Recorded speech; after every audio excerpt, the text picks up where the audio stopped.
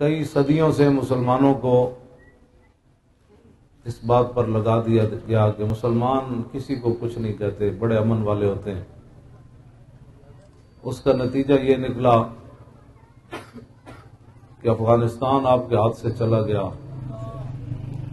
کشمیر میں لاکھوں مسلمانوں کا خون بہہ گیا، ابھی آزادی قریب بھی نہیں آئی۔ عراق آپ کے ہاتھ سے چلا گیا، شام کے اندر مسلمانوں کے نشانات مٹا دیے گئے، صحابہ کے مزاروں کو مسمار کر دیا گیا، نبیوں کے مزاروں کو ڈھا دیا گیا، حضرت خالد جیسے صحابی کے مزار کو گرا دیا گیا۔ یمن میں قتل و غارت جاری ہے، مصر کے اندر 7,000 مسلمان بچوں عورتوں کو قتل کر دیا گیا، پاکستان میں ناموس رسالت کے محافظ کو تختہ دار پر لٹکا دیا گیا، اور جو اس کے حق میں ہم کھڑے ہوئے ہمیں دہشت گرد قرار دے دیا گیا، مسجدوں کے سپیکر اتار دیے گئے۔ توجہ جی، توجہ۔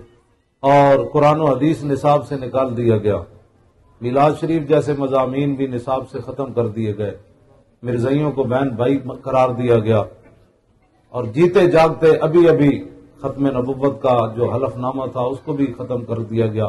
آپ پھر کھڑے ہوئے تو فوراً ان کو پھر واپس لینا پڑا۔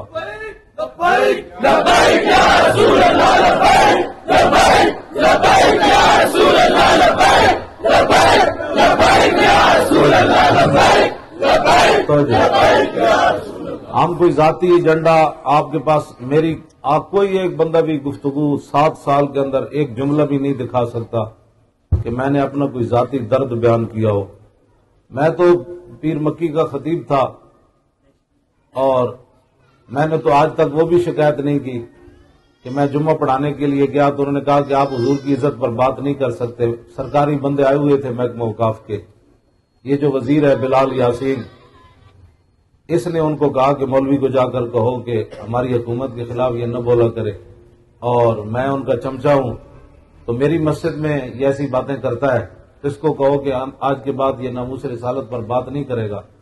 تو جب مجھے سرکاری بندوں نے کہا تو میں نے اسی وقت اپنی چادر کاندھے پر رکھی، میں نے کہا یہ اپنا آپ سنبھالے، میں ایسی مولویت نہیں کر سکتا، اور مجھے ایسی نوکری نہیں چاہیے، توجہ، ایسی نوکری نہیں چاہیے، ایسے پیسے نہیں چاہیے جس کے بدلے میں حضور سے غداری کر جاؤں۔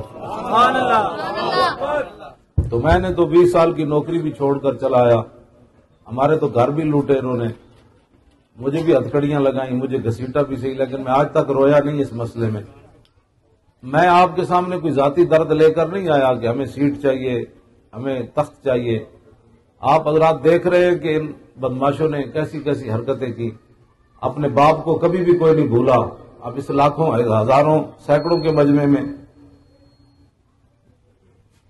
کسی کا اگر باپ بھی یہاں موجود ہے، بیٹا بھی، تو اس بیٹے کو پتا ہے میرا باپ فلاں جگہ کھڑا ہے، وہ اپنے باپ کو کبھی بھی نہیں بھولا۔ کروڑوں کا مجمع ہو پھر بھی اپنے باپ کو آدمی کبھی بھی نہیں بھولتا۔ یہ کیسے ذلیل تھے جو اسمبلیوں میں بیٹھ کر خاتم النبیین کو بھول گئے۔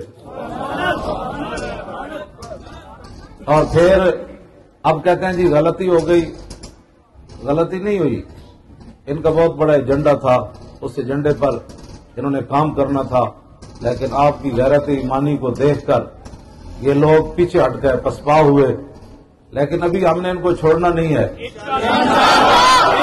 تو جو اب اس کے بعد بھی اگر کوئی ان کے ساتھ کھڑا ہے تو حضور کا فرمان، حضور کا خود فرمان آپ سن لیں، پھر وہ بندہ کہاں ہے جو ان کے اب بھی احمدی ہے۔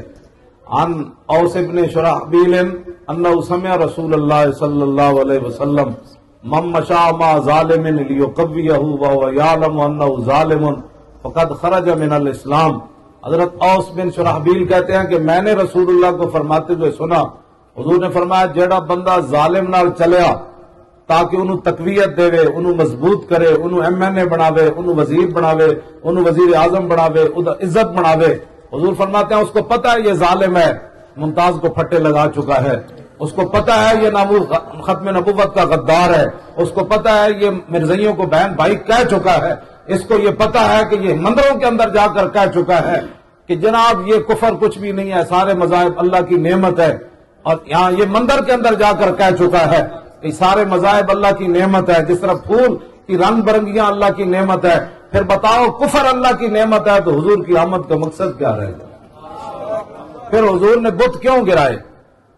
پھر رسول اللہ 27 جنگوں میں خود تلوار پکڑ کر کیوں تشریف لے گئے؟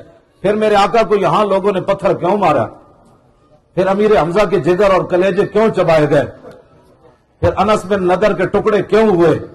آج یہ سارا کچھ امام علی مقام کی گردن کٹ کے نیزے پر سر کیوں چڑھا؟ یہ ساری باتیں، یہ دیکھو ایک جملے کے اندر یہ اسلام کا مذاق اڑا رہے ہیں، پاکستان کا مذاق اڑا رہے ہیں۔